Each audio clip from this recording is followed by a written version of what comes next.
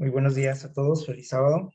Eh, es un gusto saludarles de nuevo, estar aquí con ustedes. Vamos en esta ocasión a estudiar un tema titulado De nuevo en casa. Eh, Voy a invitarles a abrir sus Biblias en San Lucas capítulo 15. San Lucas capítulo 15, aquí donde leímos nuestra cita clave para esta ocasión.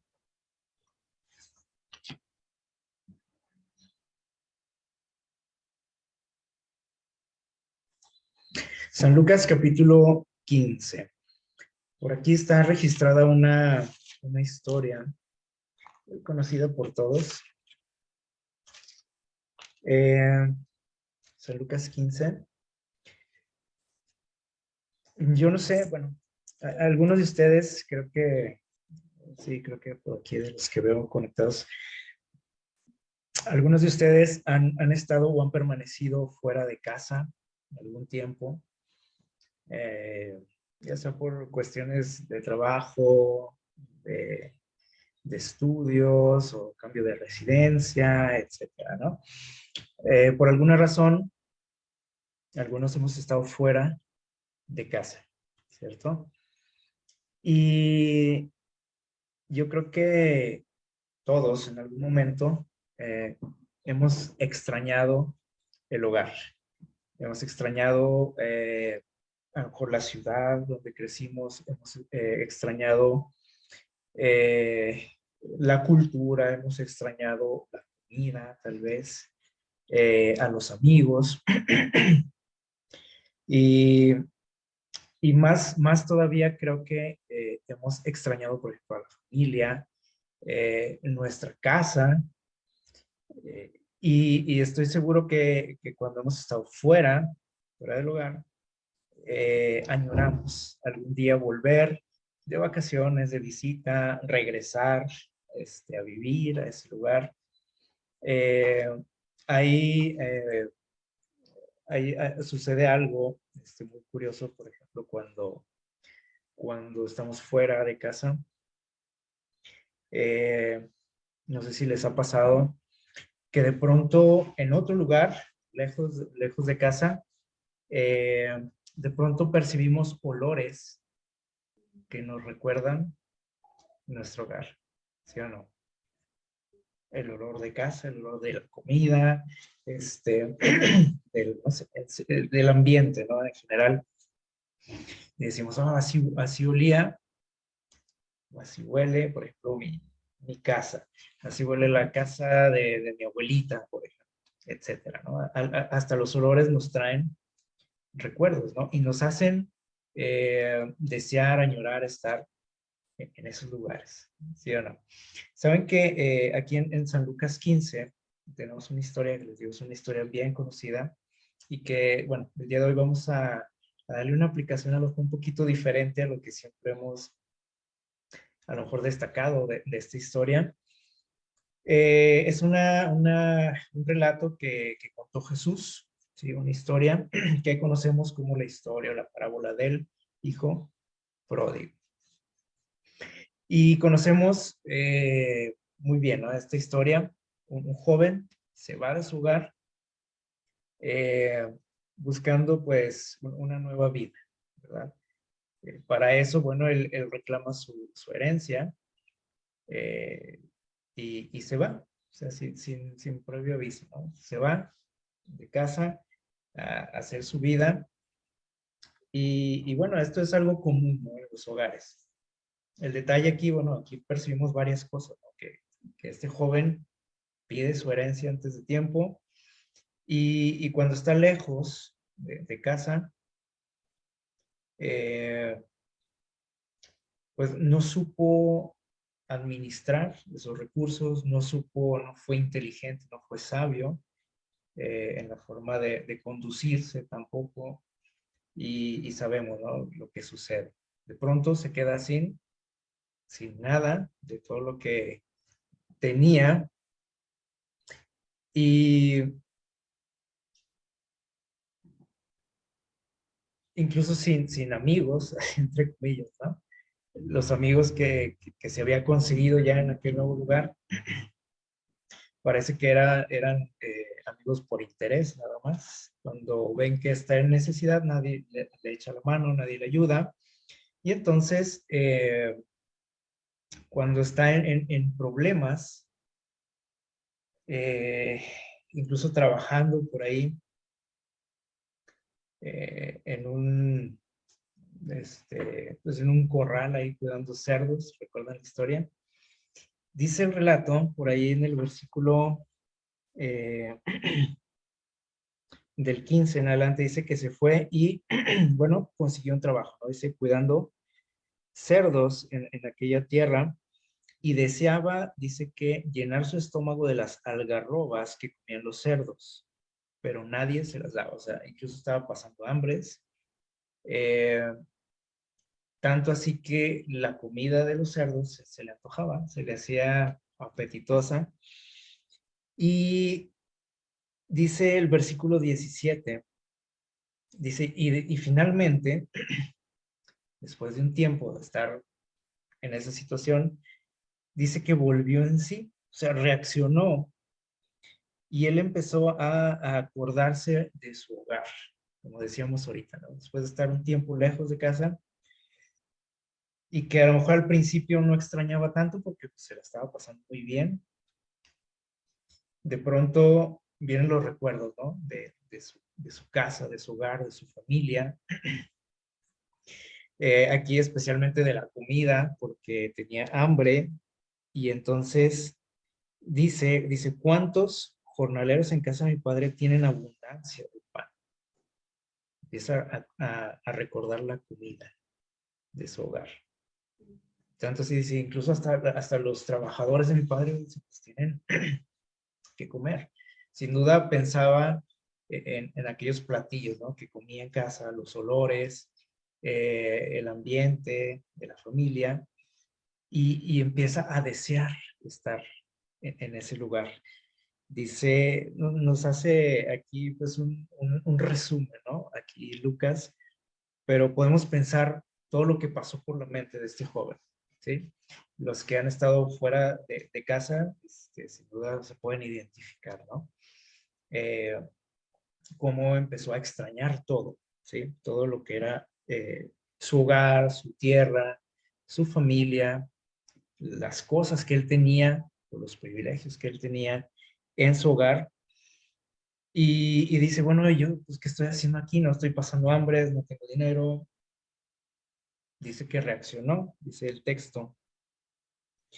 Y entonces él empieza a trazar un plan de cómo volver a casa, porque a diferencia de los que hemos estado fuera del hogar, pues simplemente es tomar una decisión a lo mejor, ¿no? De decir, bueno, pues voy a regresar a casa o a tal tiempo, cuando termine mis estudios, voy a volver a casa, todo va a ser como antes. Pero en el caso de él, era diferente, ¿no? Porque prácticamente él se fue, este, en malos términos, podríamos decir, con su familia, especialmente con su papá, por cómo hizo las cosas. Y después, eh, deshizo todo lo que su padre le había dado, o sea, toda su herencia. Y entonces dijo, bueno, sí, quiero volver, pero ¿qué le voy a decir a mi papá? Porque no iba a volver de vacaciones, no iba a volver con más recursos, tal vez, que haya puesto por ahí un negocio y que le haya ido bien, que haya prosperado. Eh, Estaba avergonzado de lo que había hecho. Entonces, no hallaba él la forma, ¿no? De volver, de pedirle perdón a su papá, de decirle lo que había pasado, pero se armó de valor y dijo, bueno, pues de alguna manera voy a hacerle ver a mi papá, a pedirle perdón, a decirle lo que pasó y pedirle que me acepte de nuevo en casa. Sin duda él estaba imaginando el regaño, ¿no? Que le iba a costar, ¿no? Y dijo, bueno, y en caso de que se pongan las cosas mal, dijo, bueno, pues aunque sea que me acepte como un trabajador más, ¿no? En casa. Y dice el versículo 20, que es el texto que leímos al principio, entonces se levantó y volvió a casa de su padre. Y les digo, aquí Lucas nos narra esta historia, pues a lo mejor sin mucho detalle, pero pues hay que imaginarlo, ¿no? Les invito a imaginarnos esa escena, todo lo que pasó por su mente, porque aquí nada más dice, se levantó y regresó, ¿no? Pero imagínense lo que le costó, ¿no? El estar tomando esa decisión, el ir meditando qué tengo que decirle a mi papá, con qué cara voy a llegar, cómo le voy a decir, qué palabras tengo que utilizar, eh, imaginando los posibles escenarios, ¿no? Que se podían presentar al llegar a casa. Y bueno, dice aquí el texto, para su sorpresa, cuando iba llegando, dice, y que aún estaba lejos, su padre lo vio. Y no era casualidad que lo haya visto, de que sin querer se encontraron, o sin querer lo vio a lo lejos, sino que cada día su padre salía al camino a ver si algún día que volvía su hijo. Y esto nos habla del amor, ¿no? De los padres, no importa lo que el hijo haya hecho, el padre siempre está aquí dispuesto. Es lo más natural, ¿no? Obviamente hay situaciones que pueden cambiar, ¿no? En nosotros, pero es lo más natural en el padre. El, el, el perdonar a sus hijos, no importa lo que hayan hecho. Y entonces este señor todos los días salía, ¿no? Al camino a esperar a su hijo a ver si algún día volvía, aunque sea de visita, ¿no? Y dice que lo ve a lo lejos y ¿qué sucedió? Dice, su padre lo vio y se compadeció. Me imagino que ve las condiciones en las que viene y lo único que hace el padre es, dice, compadecerse de él. No, no sale a regañarlo, a exigirle cuentas, sino que dice que se compadece de él. Él no tuvo que darle explicaciones, este joven. El papá sabía, ¿no? Lo que había pasado y él tampoco empieza a pedirle cuentas, ¿no? Decir, oye, a ver, explícame qué pasó. No le interesó eso al papá. Simplemente quiso que, o estaba contento de recibirlo, salió a abrazarlo, dice aquí, se echó sobre su cuello y lo besó. No salió a regañarlo, no salió a pedirle cuentas, no salió a exigirle, a preguntarle, a reclamarle. El papá intuyó, ¿no? Todo lo que había pasado en su vida y lo que él quería, ¿no? Y lo que necesitaba. Y entonces, bueno, sucede este encuentro. Eh, el joven pide perdón, dice aquí. Dice, ni siquiera soy digno de ser llamado tu hijo. Pero el padre tampoco le importó lo que estaba diciendo el hijo, ¿sí? A lo mejor ni lo escuchó de lo emocionado que estaba. Y dice, ¿sabes qué? Vamos a festejar. Estás aquí y llama a sus siervos, empieza a organizar por ahí una bienvenida. Y bueno, dice que hicieron una fiesta en su honor, ¿no? Porque dice, yo ya lo hacía casi muerto a este hijo mío, ¿no? Y les digo, en esta ocasión vamos a sacar una aplicación a lo mejor un poquito distinta, ¿no? Lo que siempre escuchamos. Obviamente, siempre nos llama la atención la actitud del padre, ¿no? Aquí, a pesar de lo que había hecho el hijo, él estaba siempre esperando, ansiando el momento en que él regresara, contando los días para volverlo a ver. Y probablemente también así el papá empezó a meditar, ¿qué pasaría el día que volviera así? ¿Qué haría yo?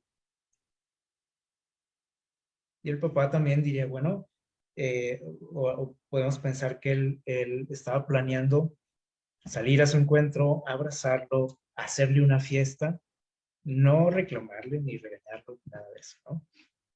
Esto es algo que nos recuerda el amor de quién, de Dios por nosotros. Y esto es precisamente lo que vamos a analizar en esta mañana. En Génesis 1:26, vamos a abrir nuestras Biblias ahí en Génesis 1:26 y 27.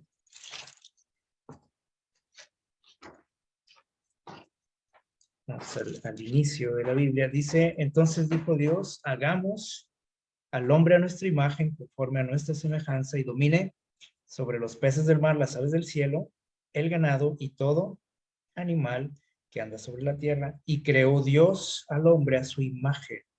La imagen de Dios lo creó, hombre y mujer los creó. Nos trasladamos un poquito a los inicios, ¿no? de nuestro mundo. Y nos dice por aquí esta declaración del libro Patriarcas y Profetas. Dice aquí, o sea, en este texto, se expone con claridad el origen de la raza humana, algo que al ser humano lo mantiene como muy ocupado, ¿no? El buscar su origen. Y empezamos a escuchar en nuestro mundo, en relación a esto, pues un montón de historias, ¿no? De cuentos,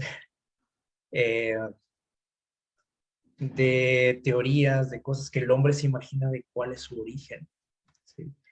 Algunas cosas medio raras también, pero dice aquí, es claro, ¿no? Lo que Dios nos dice al respecto. Ni se anda con rodeos. Dios dice que Dios creó ¿a quién? Al hombre, así de fácil. Y nosotros ahí andamos quebrándonos la cabeza, ¿no? A ver de dónde venimos, que de las estrellas, que de polvo, que de una bacteria, etcétera, ¿no? Dice aquí, el relato divino está tan claramente narrado que no da lugar a conclusiones erróneas. Dice, Dios creó al hombre conforme a su propia imagen y no hay misterio en esto. Es claro, ¿verdad? La genealogía, dice, de nuestro linaje, como ha sido revelada, que hemos estudiado nosotros en la Biblia, dice, no hace remontar su origen a una serie de gérmenes, moluscos o cuadrúpedos, sino al gran creador. Ahí está nuestro origen. Mucho mejor, ¿no? Que pensar que vengo de un microbio o de un animal. Dice, aunque Adán fue formado del polvo, era hijo de Dios. El polvo simplemente fue el medio, ¿no? Que Dios utilizó, porque así lo quiso él, así lo dispuso, no es porque seamos seres inferiores, ¿verdad? Sino que así lo dispuso Dios por una razón. Pero dice, eso no le quitaba al ser humano el hecho de ser que hijos de Dios. Y eso es lo que somos, hijos de Dios. Y por ahí nos lo menciona en Lucas 3:38, cuando nosotros vemos las genealogías y llegamos hasta Adán, y ya no dice que Adán fue hijo de otro ser humano o que fue engendrado por una mujer, sino que dice que directamente fue creado por Dios. Y ahí está el origen de todo, o sea, ya no hay más hacia atrás, ¿no? En la historia o en las genealogías.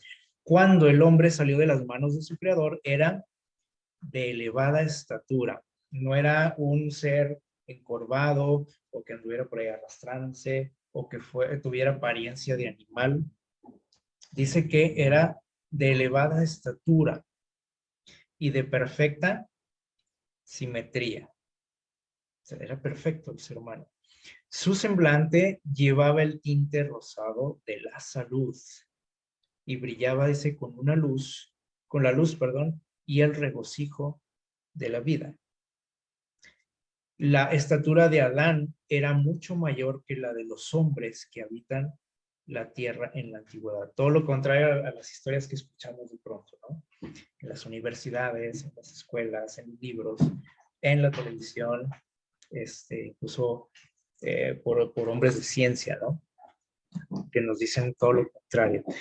Dice que Adán era mucho mayor en cuanto a estatura de lo que vemos hoy, ¿no? A lo mejor en las personas más altas que existen en la actualidad.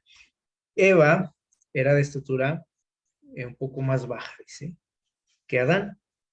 No obstante, su forma, dice, era noble y y plena de belleza. La Inmaculada Pareja no llevaba vestiduras artificiales como nosotros. Dice que estaban rodeados de luz, semejantes a los ángeles.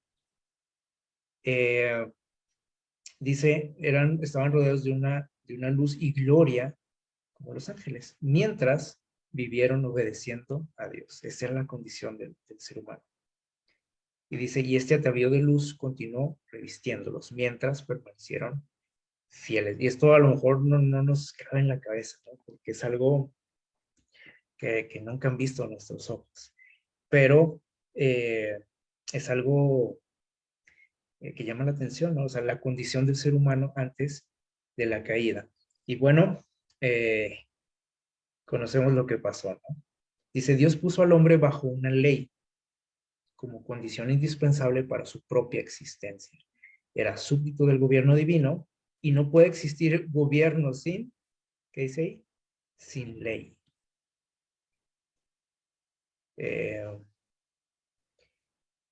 Decimos, bueno, y si somos libres, ¿por qué entonces hay una ley? Así razonamos nosotros, ¿no? Decimos, si Dios nos dio libre albedrío, ¿para qué pone una ley? Si somos libres de elegir. Bueno, porque él se rige por leyes y todo el universo se rige por leyes. Si no existían las leyes, el universo no existiría tampoco, ¿sí? Así que su gobierno tiene leyes. Y dice aquí, y un gobierno no puede existir sin leyes. Entonces dice, Dios pudo haber creado al hombre incapaz de violar su ley y pudo haber detenido la mano de Adán para que no tocara el fruto prohibido. Pero en ese caso, dice, el hombre hubiera sido un ente, no un ente moral libre, ¿sí? Sino un mero autómata. Entonces, sí somos libres, pero existen leyes, de todos modos, ¿cierto? Como existen leyes en nuestra ciudad, en nuestro país, y usted es libre, ¿no? De elegir si las obedece o no. Y hay consecuencias cuando no, como en todo, ¿no? Dice, sin libre albedrío, su obediencia no habría sido voluntaria. Y eso es lo que Dios quiere de nosotros, ¿no? Que le amemos, que le obedezcamos voluntariamente, no forzadamente. A él no le interesa eso. Dice, no habría sido posible el desarrollo de su carácter. Semejante procedimiento habría sido contrario al plan que Dios seguía en relación con los habitantes de otros mundos. Esto no fue exclusivo del ser humano, si es que alguna vez lo hemos pensado, ¿no? Esto es algo que existe en todo el universo, estas condiciones. Lamentablemente aquí, bueno, pues, ahorita vamos a ver lo que pasó, ¿no? Dice, eh, hubiese sido indigno del hombre como ser inteligente y hubiese dado base a las acusaciones de Satanás, de que el gobierno de Dios era arbitrario. Entonces, Dios precisamente lo que quiere es limpiar su nombre de las acusaciones del enemigo. Entonces, si fuéramos como robots obedeciendo a Dios para nunca cometer errores, ni pecar, ni alejarnos de él, pues Satanás hubiera dicho, ahí está, mira, no que son libres, no que no eres arbitrario o tirano. Entonces, Dios no quería eso. Y Adán dice, cuando Eva desobedece, porque fue primero ella, ¿no? La que se apartó de Dios, ¿sí? Y que cometió este error. Y no obstante, ella todavía va ahí y saca a Adán, ¿no? Pasa siempre, ¿no? Entre nosotros. Dice, Adán comprendió que su compañera había violado el mandamiento de Dios. Cuando se encuentran y que va a traer por ahí una fruta, la notó algo cambiada, algo distinto, ¿no? Ya la actitud de ella era diferente. Y dice que él entendió rápidamente, dijo, ya metió la pata. Dice, era la única prohibición que había sido puesta como una prueba de fidelidad y amor. No acercarse, no tocar, no comer ese fruto. Una prueba que a lo mejor a nosotros, para nosotros es fácil, ¿no? Y diría, o pensamos que es fácil y decimos, ay, ojalá así fueran las cosas hoy, ¿no? De decir nada más, no tocar ese fruto. Y ya, se solucionaría todo. Pero, bueno, dice, se desató una terrible lucha en su mente y lamentó haber dejado a Eva separarse de su lado. Dice, pero ahora el error estaba cometido y debía separarse de su compañera, pero de su compañía, que le había sido de tanto gozo. ¿Y cómo podría hacer esto? Él entendió, dijo, ahora ella va a morir, porque esa era la sentencia, ¿no? ¿Y qué va a hacer de mí? Dijo Adán. Dice, comprendía el elevado destino que guardaba al linaje humano si los hombres permanecían fieles a Dios. Sin embargo, se olvidó de todas esas bendiciones. O sea, él sabía muy bien todo lo que Dios ofrecía, ¿no? Mientras se mantuvieran fieles. Pero dice que se le borró todo esto de la mente por el simple hecho de pensar que iba a perder a Eva. Y dice, el don que más apreciaba. El amor, la gratitud, la lealtad al Cordero. Dice, todo fue sofocado por el amor a Eva. Dice, ella era parte de sí mismo y Adán no podía soportar la idea de una separación. Y podemos decir, ah, qué romántica está. Pues sí, puede ser, ¿no? Pero vean todo lo que estaba en juego aquí. Y cómo es que todo dice aquí, todas las promesas de Dios, todo lo que Dios ofrecía, dice que se borró de su mente. Y dice que había una gran lucha en él. Y a lo mejor pensamos que en cuanto llegó Eva y le ofrece la fruta del rápido, ¿no? Dice que fue una lucha. Y Eva por allí insistiendo todavía, ¿no? Entonces él se vio en una angustia grande, ¿no? Dice, no alcanzó a comprender que el mismo poder infinito que lo había creado, el polvo de la tierra, y que había hecho un ser viviente de hermosa forma, y que como, dice, demostración de su amor, le había dado una compañera, podía muy bien proporcionarle otra. Pero Adán no pensó en esto. Dice, resolvió compartir la suerte de Eva. Si ella debía morir, él moriría con ella. Y aquí está, ¿no? También el origen de todo lo malo que nosotros conocemos, de todas las cosas que nos lastiman, que nos angustian, que nos hacen sufrir. Dice, al fin y al cabo, se dijo Adán, fíjense cómo razonó. No podrían ser verídicas las palabras de la sabia serpiente. Dijo, bueno, pues voy a tomar el riesgo, ¿no? Igual, y la serpiente tiene razón. Dice, Eva estaba ante él tan bella y aparentemente tan inocente como antes de su desobediencia. O sea, la veía y no la veía así como que agonizando, ni con temperatura, algo que lo hiciera preocuparse de que a lo mejor ya le iba a perder. Y entonces dice, bueno, igual y la serpiente tenía razón y a lo mejor no vamos a morir. Dice, le expresaba incluso, dice, mayor amor que antes. Y eso, bueno, es otro tema, ¿no? Pero todo esto le empezó a llamar la atención a Adán, ¿sí? Ninguna señal de muerte se notaba en ella. No se veía pálida, temblorosa, débil, no sé. Se veía aparentemente igual. Y entonces dijo, bueno, pues vamos a entrarle, ¿no? Como decimos. Y tomó el fruto y lo comió. Y bueno, conocemos, ¿no? Lo que sucede. Dios va a buscar a Adán bueno, a Adán y a Eva. Y Adán dice que huye de la presencia de Dios, porque eso es lo que provoca, ¿no?, el pecado. Dios no venía en una actitud agresiva o reclamando, ¿sí? Le hizo una pregunta a Adán y le dijo, ¿dónde estás? Y esta pregunta no era porque Dios no supiera dónde estaba Adán, sino que esa pregunta era para que él reflexionara un poquito, ¿no?, en lo que había hecho. ¿Dónde estás? Y esas preguntas siempre nos las hace Dios, ¿no? No es porque Él quiera sacarnos información, sino es para que nosotros reflexionemos en nuestra condición, en las cosas que hacemos, en lo que decimos, etcétera. Y le dice, Adán, ¿dónde estás? Y bueno, finalmente se encuentran, dialogan, pues conocemos esto, ¿no? Y dice, Eva y Adán ya no pudieron seguir morando en el Edén, o sea, ya no había lugar para ellos ahí.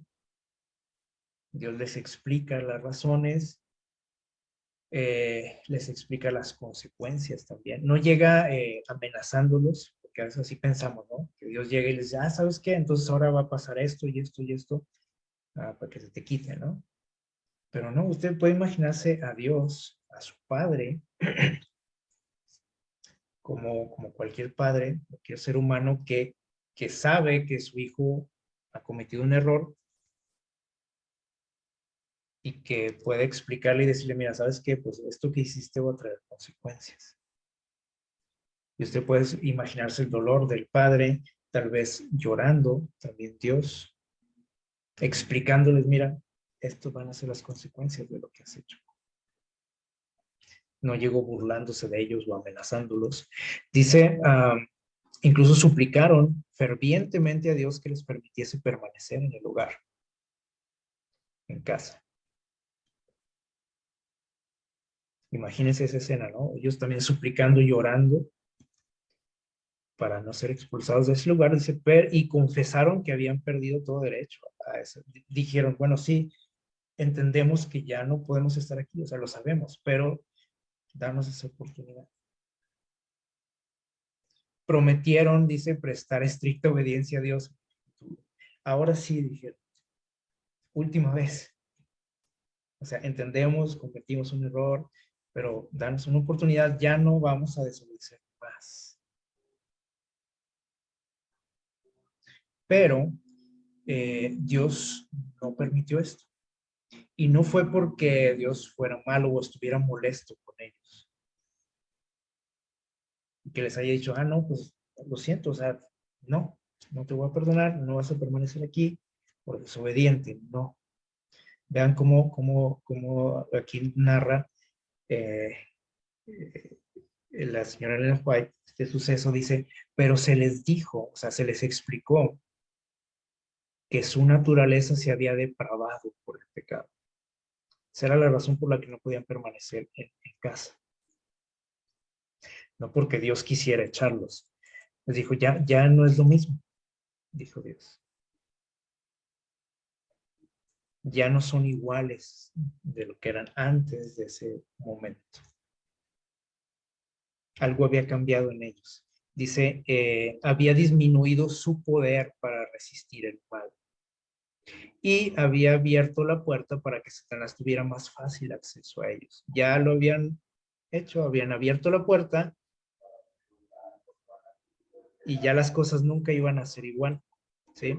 Dice, siendo inocentes, fíjense, ven esta frase, es interesante, si siendo inocentes habían cedido a la tentación, ¿qué iba a pasar desde ese momento en adelante? Su estado, dice, ahora en su estado consciente, perdón, ahora en su estado de consciente culpabilidad, tendrían menos fuerza para mantener su integridad. Y si nos trasladamos a nuestros días, casi 6,000 años después de esto, ¿cuál será nuestra condición en este aspecto? O hablando de esto. Pues estamos fritos, podríamos decir, ¿no? Si no es por el poder de Dios, no tenemos oportunidad ante el enemigo. Y entonces dice que ellos entendieron, o sea, no fue que Dios los corrió, porque a veces así pensamos, ¿no? cometieron el error y llega rápido el ángel guardián por ahí del Edén y los echa, ¿no? Con todos sus tiliches. Dios les explica por qué no pueden estar ahí. Y me imagino que Dios está muy dolido, ¿no? En ese momento, triste, pero les dice, no pueden estar aquí. Y ellos lo entienden, tampoco se ponen a discutir con Dios. O decir, es que tú tuviste la culpa porque esto y esto, ¿no? Lo entienden. Y dice, con humildad e inenarrable tristeza se despidieron de su bello hogar. No sé si a ustedes les gustan las despedidas. Imagínense ese momento donde Dios tiene que despedirse de ellos, así en persona. Los ángeles, los animales, y ellos se dan cuenta de que no van a volver a ese lugar. Muchos decíamos ahorita, ¿no? De los que alguna vez hemos estado fuera del lugar, tenemos esa esperanza, ¿no? de volver. Y hacemos planes y decimos, voy a ir en verano, voy a ir para Navidad, voy a ver a mi familia, o voy a regresar en un fin de semana, etc. ¿no? Ellos no podían hacer eso. Decía, bueno, vamos a volver luego a visitarte, aunque sea. Adiós, ¿no? Ellos sabían que habían perdido para siempre su hogar. Dice, y se fueron a morar en la tierra, fuera de este jardín, este hogar que Dios había preparado para ellos. Dice, sobre una tierra, dice, sobre la cual descansaba la maldición del pecado, donde ya las cosas no iban a ser jamás como habían sido. La atmósfera, dice aquí, la temperatura, que antes había sido como ese suave, uniforme, un buen clima existía, un clima perfecto, ahora estaba sujeta a grandes cambios, como lo que vemos hoy, ¿no? En estos días. Que ahorita estamos sudando y dentro de una hora usted está temblando un frío. Así son los cambios, ¿no? Del clima en estos días, y ellos lo resintieron. Y eso que en aquel entonces pues, todavía no veíamos las cosas que se ven hoy.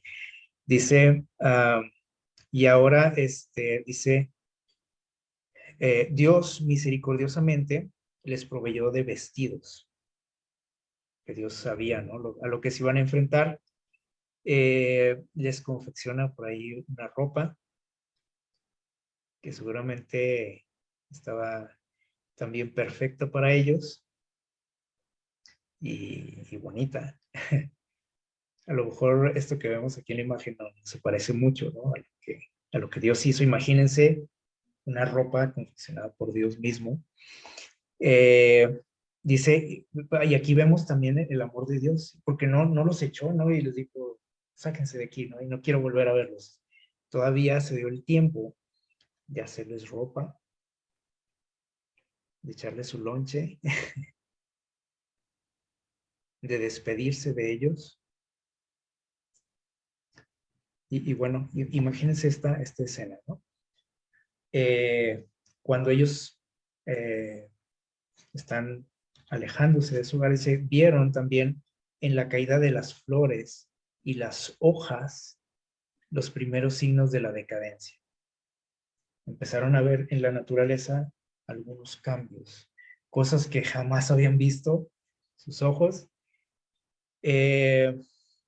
Y vean qué sucedió, qué pasó por su mente. Dice, Adán y su compañera se apenaron más profundamente de lo que hoy se apenan los hombres que lloran a sus muertos. Todos hemos perdido seres queridos, ¿no? Y conocemos ese dolor, lo que se siente.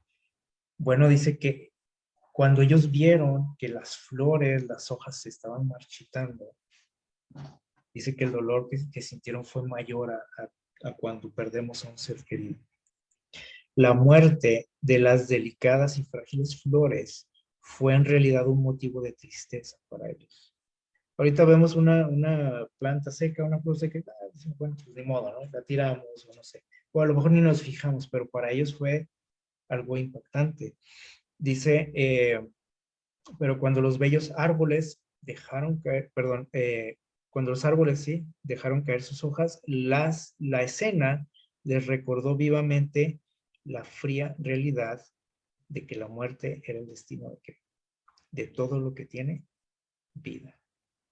Y vieron en la muerte de la vegetación lo que les esperaba a ellos.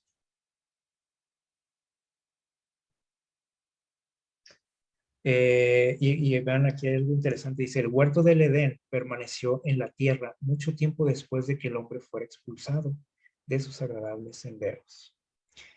Y ahorita decimos, bueno, ¿y dónde quedó, no, el Edén? ¿Dónde estaba? Bueno, sí, sí podemos saber dónde estaba, ¿no? Pero ya no está. Por más que lo busquemos por ahí, ya no está.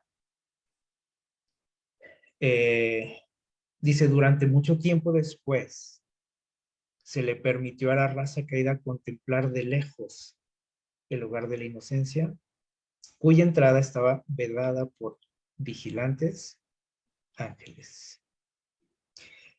Dios les permitió eso todavía, fíjense la misericordia y el amor de Dios. Les permitía acercarse a este lugar. De lejos lo veían nada más. Dice, en la puerta del paraíso, custodiada por querubines, se revelaba la gloria divina. Y allí, dice, Adán y sus hijos iban a ¿qué? A adorar a Dios. Era como la iglesia para nosotros. ¿Sí? Se acercaban allá a la entrada. No podían entrar, obviamente, pero Dios les dio ese privilegio todavía de ir. Seguramente cada sábado llegaban ahí Adán, Eva, sus hijos, llegaban a adorar a Dios. Dice, y ahí renovaban sus votos de obediencia, como pasa también hoy, como les digo, era la iglesia para ellos, ¿no? Llegaban, dice, renovaban sus votos de obediencia.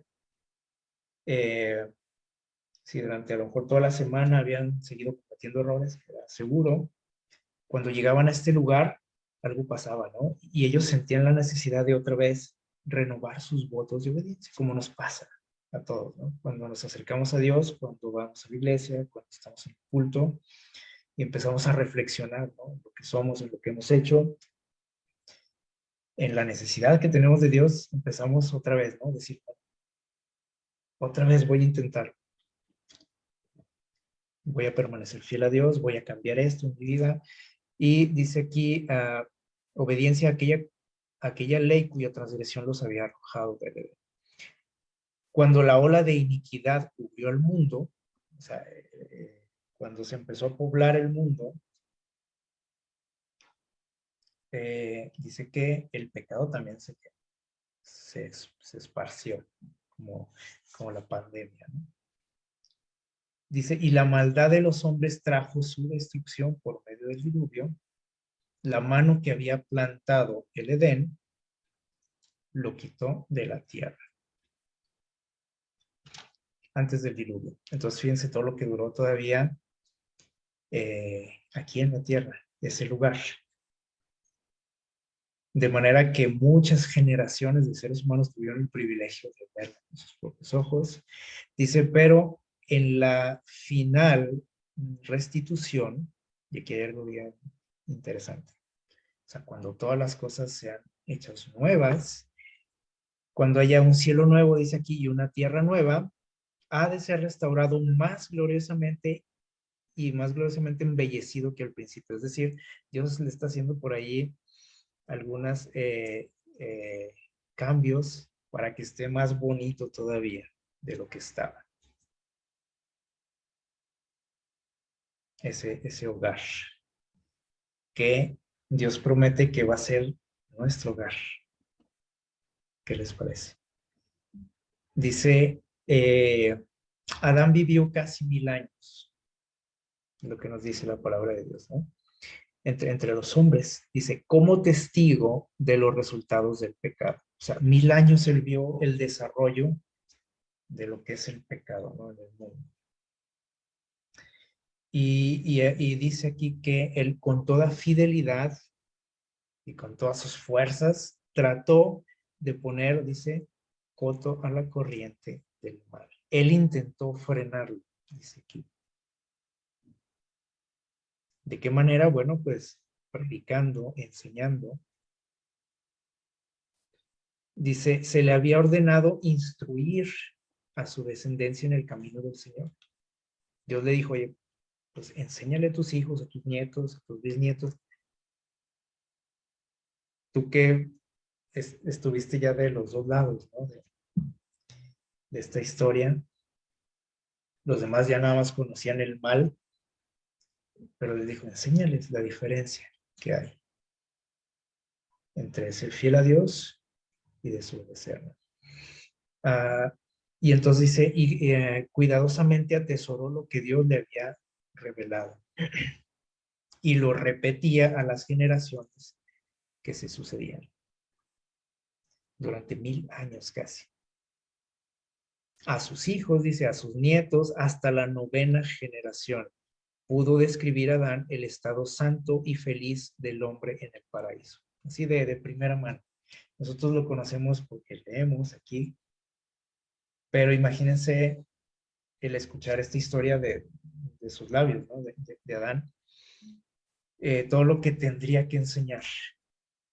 Dice, pudo describirles, dice, esa diferencia, ¿no? Dice, y le repetía la historia de su caída. Y le refirió los sufrimientos mediante los cuales Dios le había enseñado la necesidad de adherirse estrictamente a su ley. O sea, todas esas cosas que nosotros pensamos que fueron castigos, fueron medios que Dios utilizó para enseñarnos a los seres humanos que lo necesitamos. Dice, les explicó las misericordiosas medidas tomadas para su salvación. Y esto lo aprendió primeramente con aquella ropa que Dios les hizo. ¿Se acuerdan? Lo que mencionamos ahorita. Porque esa ropa estaba hecha de piel de un animal. ¿Y de dónde salió ese animal? De un cordero, ¿sí? Que perdió la vida por su culpa. Y esto le enseñó a Adán algo que Dios tenía por ahí bajo la manga, ¿no? Un plan de cómo Dios había planeado salvarlo a través de la muerte de su hijo. Y todo esto Adán se los platicaba a sus descendientes. Dice, pero solo unos pocos prestaron atención a sus palabras. Y esto está triste, ¿no? Poca gente, como siempre, ¿no? A través de toda la historia, a pocos les interesa esto. Escuchar el plan de salvación, escuchar algo de Dios, escuchar testimonios de gente que la ha pasado mal por la desobediencia. Dice, a menudo le hacían amargos reproches. O sea, la gente en lugar de escucharlo, le reclamaban, como ven. ¿Por qué dice? Porque por el pecado de él había traído, dice, tanto dolor a sus descendientes. Igual que lo hacemos hoy, y decimos, uy, no, pues si no lo hubieran regado estos dos, todo sería color de rosa ahorita. No habría guerras, no habría muerte, no habría dolor, ¿no? Por culpa de ellos, ¿no? Y eso, fíjense, lo estuvo viviendo durante casi 1000 años, ¿no? Agresiones, burlas, reclamos de la gente.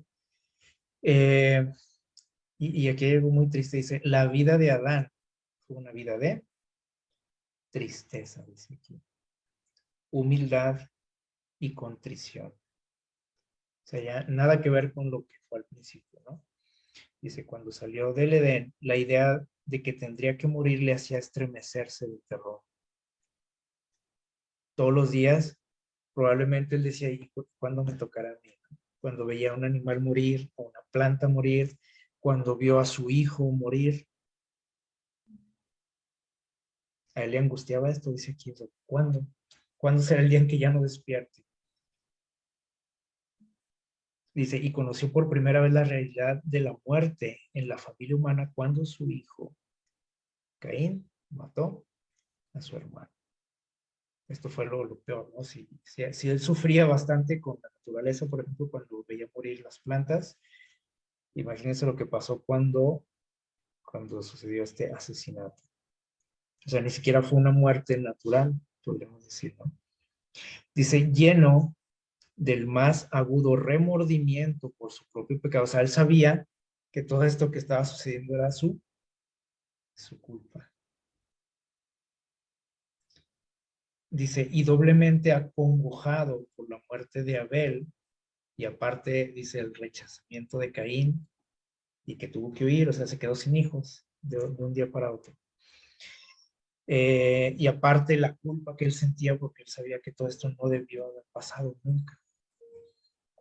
Dice, estaba abrumado por la angustia, veía cómo por doquiera se esparcía la corrupción que iba a causar finalmente la destrucción del mundo mediante el diluvio. A pesar de que la sentencia de muerte pronunciada sobre él por su hacedor le había parecido terrible al principio,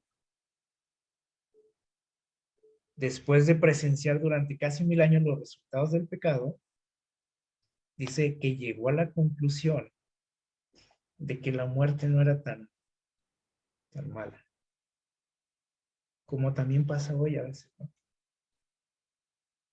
Que a veces hasta añoramos la muerte de los seres humanos. ¿Por qué? Por el sufrimiento que estamos enfrentando. Y hay gente que se llega a quitar la vida, porque para ellos es la mejor solución, la salida, y no se ve tan mal decir, bueno, voy a descansar, ¿no? De todo esto que estoy viviendo, de estos problemas, de estas angustias, de este estrés. Otras personas piden la muerte cuando están en una condición triste, ¿no? Con una enfermedad, que dicen, ya déjenme irme ya. Y algo así pasó con Adán, o sea, después de ver todo lo que causó su desobediencia, dice que ya no se le hacía tan mal a la muerte. Y pensó, dice que, eh, o vio la muerte como una misericordia o algo misericordioso de parte de Dios. El hecho, dice, de que pusiera fin a su vida de sufrimiento y dolor. Y bueno, un día Adán falleció. Y si lo dejamos hasta aquí, pues fue algo triste, ¿no? Su vida, dice aquí, que fue una vida de tristeza, de dolor, de angustia, de sentir culpa todos los días.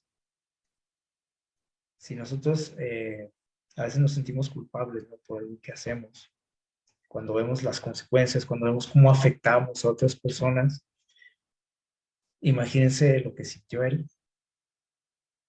Y bueno, un día su vida terminó aquí en la tierra. Pero aún así, a pesar de todo lo que él vivió y de lo que sufrió, que a veces pues no pensamos en esto, ¿no? Nada más nos quedamos con la idea de que, bueno, pecó, Dios los echó del paraíso, hasta ahí, ¿no? A veces hasta ahí sabemos acerca de él. Eh, pero bueno, Dios nos ha revelado más cosas, ¿no? Más detalles. Y a pesar de todo eso, él tenía una esperanza de regresar a casa. Aunque al principio dijeron, pues no, ya se acabó aquí todo, ¿no? Pero Dios les dijo, no, no se acabó todo. Tengo un plan. Y Dios se los explica muy bien, con imágenes, con figuras, y Adán lo entiende perfectamente, ¿no? Y sabe que no todo está perdido, que hay una esperanza, que un día tal vez él podría volver a casa. Y eso a él lo mantuvo firme. Y no nada más él, sino que él intentó que los demás pudieran tener esa oportunidad hasta nuestros días. Y vamos a trasladarnos un poquito hacia el futuro, ¿sí? Después de dejar aquí, voy a hacer un paréntesis aquí, ¿no? En esta historia. Estos pasajes son del conflicto de los siglos, del libro Conflicto de los siglos, y nos hablan de cuando Cristo vuelva, estos textos. Cuando Cristo regrese, que es lo que todos esperamos, creo, ¿verdad? Dice aquí, y bueno, que tenemos, por ejemplo, la esperanza de vivir con Él, que tenemos la esperanza de volver a ver a nuestros seres queridos que hemos perdido. Dice aquí que cuando se abran las tumbas en los cementerios, dice aquí todos salen de sus tumbas, toda la gente que está ahí esperando, ¿no? Dice, de igual estatura que cuando en ellas, perdón, fueron depositados. Y Adán, que se encuentra entre la multitud resucitada, ahí está Adán, dice, es de soberbia estatura. O sea, en comparación con los demás, hay una gran diferencia y se identifica fácilmente quién es Adán. Dice, de una estatura soberbia, dice aquí, es el más alto de todos, dice, y formas majestuosas, su cuerpo perfecto, dice aquí, al menos en comparación con los demás. Deporte poco inferior, aquí está algo bien interesante, su porte, dice aquí, su personalidad, dice, poco inferior al del Hijo de Dios. Pues imagínense que quién era Adán, hecho a imagen y semejanza de. Ya nosotros ahorita pues estamos ya un poquito más deteriorados, ¿no? O mucho. Pero Adán, pues imagínense el primer hombre, entonces la diferencia es abismal, ¿no? De los demás que están ahí. Dice, dice, presenta un contraste notable con los hombres de las generaciones posteriores. Y imagínense, por ejemplo, los que medimos, no sé, 1.5 metros, con más de 3 metros de altura, 3 metros, casi 4 metros, pues dice aquí que el contraste es que notable. Dice, en este aspecto o en este respecto, dice, se nota la gran degeneración de la raza humana. Cómo hemos ido cambiando, ¿no? Para mal. No hemos evolucionado como nos dicen, nos hacen creer. La ciencia, entre comillas. ¿No? Antes éramos como un chango, ¿no? Un animal que hemos ido evolucionando, perfeccionándonos y ahorita somos lo máximo, ¿no? Todo sucedió al revés.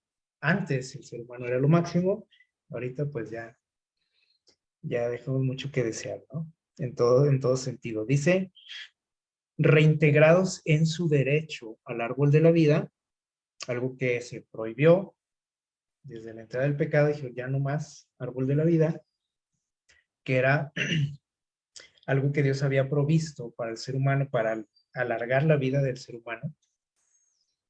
No era un fruto mágico, como muchos han pensado, ¿no? A través de la historia. Simplemente este fruto pues tenía todo lo que necesitamos nosotros para conservar nuestra salud. Entonces dice, este derecho que se perdió, el árbol de la vida, dice, desde hace tanto tiempo perdido del Edén, los redimidos crecerán hasta alcanzar la estatura perfecta de la raza humana en su gloria primitiva. O sea, ese árbol tiene esas propiedades, ¿no? Dice incluso de hacerte que crecer, si no eres muy alto y siempre has querido ser alto, bueno, ahí vas a tener esa oportunidad, ¿no? Porque dice que tiene todo lo que necesitamos para vivir para siempre y para vivir bien, ¿sí? Dice, las últimas señales de la maldición del pecado serán quitadas. Y los fieles discípulos de Cristo, o sea, los seguidores, Cristo dice, aparecerán en la hermosura de Jehová nuestro Dios, reflejando en espíritu, en cuerpo y alma la imagen perfecta de su Señor. A lo mejor ahorita nos podemos acercar un poco más a la imagen de Dios a lo mejor en espíritu, en nuestro carácter. Ahorita en el cuerpo no, hasta ese momento, ¿sí? Dice aquí una expresión, dice, oh maravillosa redención, tan descrita, tan esperada.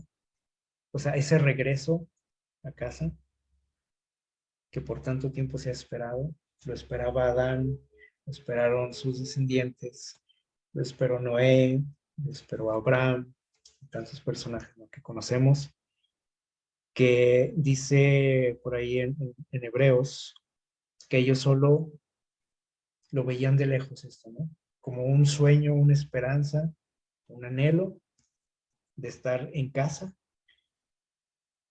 nuevamente. Y bueno, muchos de ellos no habían estado nunca, ¿no?, en casa, pero aún así querían estar ahí.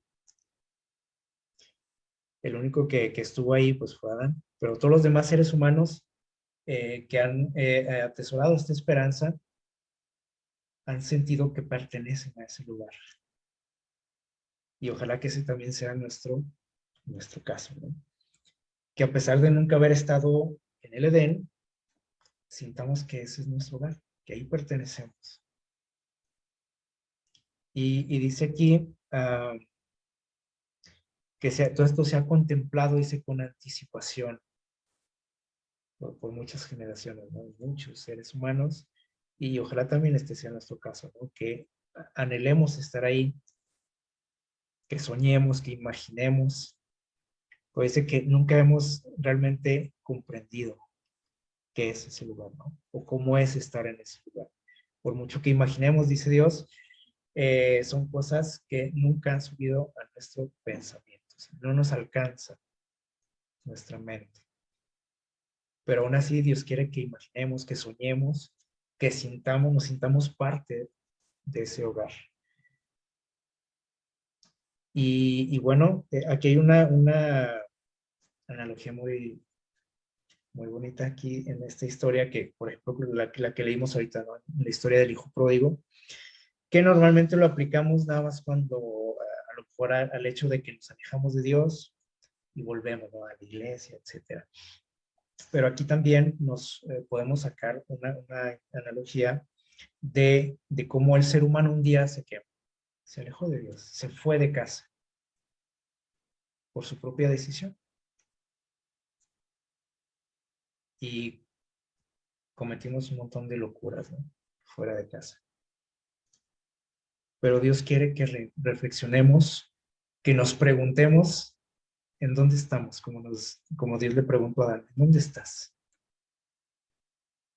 Y que analicemos nuestra vida y que lleguemos a la conclusión de que aquí donde estoy ahora y que mi condición en la que estoy ahora no es la mejor y que necesito su ayuda, necesito volver a casa, aunque sea como un siervo, que necesito un cambio en mi vida, que necesito estar ahí en ese lugar, cerca de Jesús, donde pertenecemos, ¿no?, que sintamos que pertenecemos ahí. Y que digamos como aquel joven, pues, ¿qué estoy haciendo aquí? Yo no soy de aquí, estoy aquí entre la cochinada, haciendo cosas que no debo, no debería yo de estar aquí, ¿no? Y ojalá que eso es lo que realmente eh, pase por nuestro pensamiento, ¿no?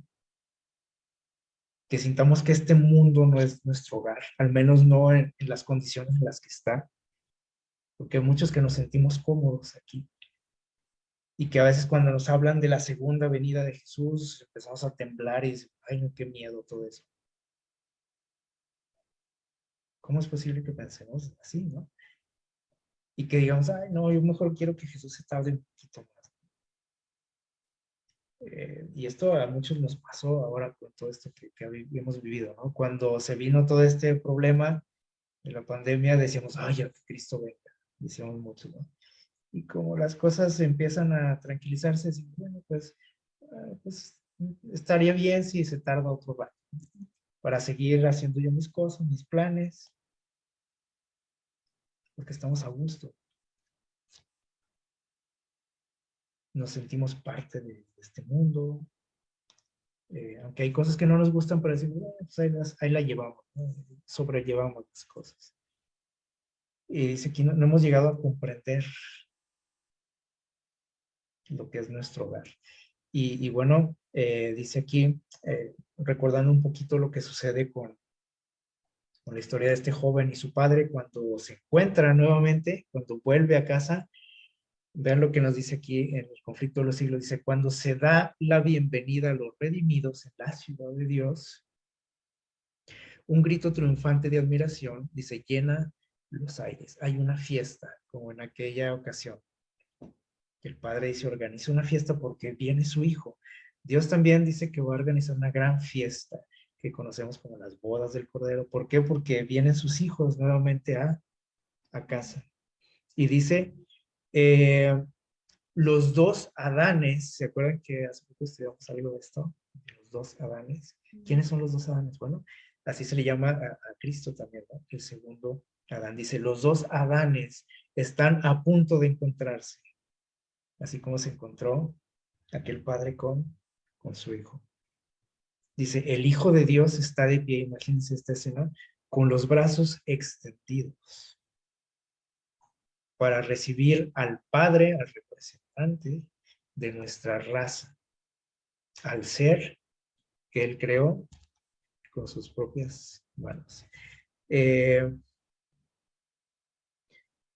No está ahí para pedirle cuentas, para reprocharle y decirle, oye, mira todo lo que pasó por tu culpa.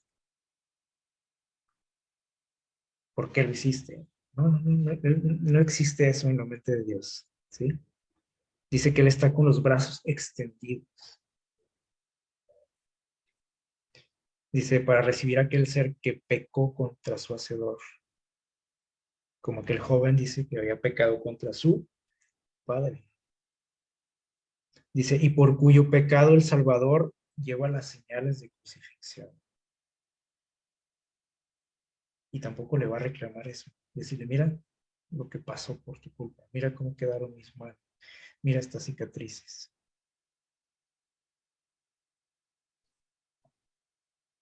Dice, al distinguir a Adán las cruentas señales de los clavos, dice, no se echa en los brazos de su Señor. Cuando se acerca a Adán y ve algo diferente en él, que él lo reconoce, dice, no se echa en sus brazos, porque él lo está esperando, ¿no? Con los brazos abiertos, pero ve algo raro, ¿no? Dice, sino que se prosterna humildemente a sus pies, se postra a sus pies, por lo que ve ahí esas marcas. Dice, exclamando, digno es, perdón, dice, el Cordero que fue inmolado, el Salvador, dice, lo levanta con ternura, porque Adán siente la culpabilidad, ¿no? En ese sentido, ¿no? De ver lo que pasó, que él ya no le tocó ver eso, ¿no? El cumplimiento de esa promesa. Pero se da cuenta de que sucedió un día y sabe que fue por su culpa. Dice, el Salvador lo levanta con ternura y le invita a contemplar nuevamente la morada edénica de la cual ha estado desterrado por tanto tiempo. Le dice, a ver, ven, levántate, mira, aquí está tu casa otra vez. Dice, después de su expulsión del Edén, la vida de Adán en la tierra estuvo llena de pesar, ya lo vimos, ¿no? Cada hoja marchita, cada víctima ofrecida en sacrificio, cada, dice, ajamiento en el hermoso aspecto de la naturaleza, todo ese deterioro que él veía, y ahorita yo creo que se iría para atrás, ¿no? Si viera nuestro mundo cómo está, dice, cada mancha en la pureza del hombre le volvían a recordar su pecado. Esa fue su vida. Dice, terrible fue la agonía y el remordimiento cuando notó que aumentaba la iniquidad y que en contestación a sus advertencias, cuando él decía, ya, cálmense, ya no hagan esto, sean fieles a Dios, obedezcan su ley. ¿Qué pasaba? Dice ahí. Se le tachaba de ser él mismo la causa del pecado. Decían, ¿y tú con qué cara nos dices que hay que ser fieles, que cambiemos, que no hay que hacer esto, que acérquense a Dios? Si tú fuiste el que causaste esto. ¿Se imaginan lo que él sentía y cómo fue su vida? Con paciencia y humildad soportó, aguantó, como decimos, por cerca de 1000 años el castigo de su transgresión. O sea, el castigo más que nada fue mental para él. ¿Sí? Se arrepintió sinceramente, dice, de su pecado y confió en los méritos del Salvador prometido. Algo que iba a pasar 4000 años después. Y murió en la esperanza de la resurrección. O sea, él se fue con esa esperanza de decir, bueno, un día regresaré a casa. Dice, el Hijo de Dios reparó la culpa y la caída del hombre. Todo se arregló, ese problema lo arregló Jesús en la cruz. Dice, y ahora, dice, merced a la obra de propiciación, Adán es restablecido a su primitiva soberanía como jefe de aquí, de este mundo. Dios le devuelve ese privilegio como aquel padre nuevamente dice que le pone un anillo a su hijo, le pone una ropa digna y le dice, no, tú no eres aquí un siervo, tú eres mi hijo. Es restituido que a su estado original, de cuando salió de casa. Y esto sucede con Adán también. Transportado de dicha, dice ella, o sea, está maravillado Adán, contento, dice, contempla los árboles que hicieron una vez su delicia. Y no sé si notan aquí algo. Es el mismo lugar del que salió él un día. Y él empieza a identificar, a recordar lugares, árboles incluso, dice aquí. Empieza a acordarse. Dice, los mismos árboles cuyos frutos recogiera en los días de su inocencia y dicha. Los mismos, ahí están todavía. Todo tal cual fue creado. Dice, ve las vides que sus propias manos cultivaron. ¿Se acuerda? Dice, oye, yo lo planté, yo lo cultivé, este arbolito. Las mismas flores que se gozaba en cuidar en otros tiempos. Su espíritu, dice, abarca toda la escena, empieza a recordar todo. Cuando estaba ahí en ese lugar, como lo que decíamos al principio, ¿no? Que empezamos a recordar cosas, sucesos, aromas, personas, cuando estamos lejos de casa, ¿no? Y cuando volvemos, todo se nos hace que familiar. Huele a, no sé qué decimos, al guiso de la mamá. Huele no sé, al aroma que existe, no sé, en tu habitación, ¿sí? O el jardín, no sé. Todo se nos hace familiar y Adán empieza a reconocer todo, como si nunca hubiera salido del hogar, ¿no? Dice, ve todas las cosas que él, incluso ahí dice, las que trabajó, las que plantó, flores, plantas, dice, comprende que este es en verdad el Edén restaurado. Sabe que está en casa. Y que es mucho más hermoso ahora. Dice, incluso ve cosas que dice, ahora se le hace más bonito y dice que Dios incluso lo ha hermoseado, ¿no? Para sus hijos. Como probablemente los padres arreglan la casa cuando saben que viene el hijo, ¿no? El hijo que hace mucho que no viene, que anda por allá en otro lugar, en otra ciudad, en otro país, y dice, vamos a limpiar, vamos a pintar, ¿sí? hermosear aquí la casa, ¿no? Es lo que está haciendo Dios, preparando algo especial para ese regreso. Dice, el Salvador le lleva al árbol de la vida y toma su fruto glorioso y se lo ofrece para comer. La última vez que comió ahí un fruto, ya vimos lo que pasó, ¿no? Pero ahora Dios mismo, dice, le ofrece el fruto de la vida. Algo que en algún momento Dios le dijo, esto ya no más, no puedes volver a tocar esto. Y Adán mira, dice, en torno suyo y nota a una multitud.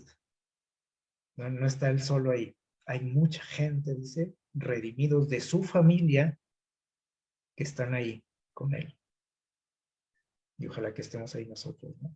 Dice, y entonces arroja su brillante corona a los pies de Jesús. No va a ir rápidamente, se aboraza, ¿no?, sobre aquel fruto, sino que empieza a ver, dice, que no es el único que está disfrutando de ese lugar. Y eso le llena de gratitud, de gozo. Dice, arroja su corona a los pies de Jesús y cayendo sobre su pecho, abraza a su Redentor. Finalmente, ahora sí se abraza, dice aquí. Toca el arpa, dice, toca luego el arpa de oro y por las bóvedas del cielo repercute el canto triunfal con estas palabras. Dice, digno, digno, digno es el cordero que fue inmolado y volvió a vivir. Se entona este canto. Y la familia de Adán repite los acordes y arroja sus coronas a los pies del Salvador, inclinándose ante él en adoración.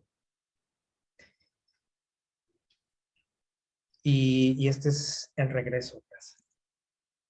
No nada más de Adán, sino de todo ser humano que quiera estar ahí. Dice, presencian esta reunión los ángeles que lloraron la caída de Adán. Ahí están también los ángeles, los seres no caídos. Una vez, así, bueno, así como cuando regresa alguien a casa y no nada más están ahí los papás, están a lo mejor los tíos, los primos, los amigos. Dice, y se regocijaron cuando Jesús, una vez resucitado, ascendió al cielo después de haber abierto el sepulcro para todos aquellos que creyesen en su nombre. Y ahora contemplan el cumplimiento de la obra de redención. Aquí dice, es la culminación de todo, ¿no? Dice, y unen sus voces también al cántico de alabanza. Y así como en aquella historia, no nada más estaba el hijo en la fiesta, así que fueron invitados quienes, la familia, los amigos, incluso hasta los trabajadores, porque todos estaban felices de este encuentro, ¿no?, del regreso de este joven. Ojalá que nosotros podamos estar ahí también, que podamos volver a casa, que sintamos que ese es nuestro hogar, y que podamos ver esto con nuestros propios ojos, ¿no? Que no sea una historia nada más para nosotros o algo fantasioso, sino que sea una realidad en nuestras vidas. Que Dios nos bendiga.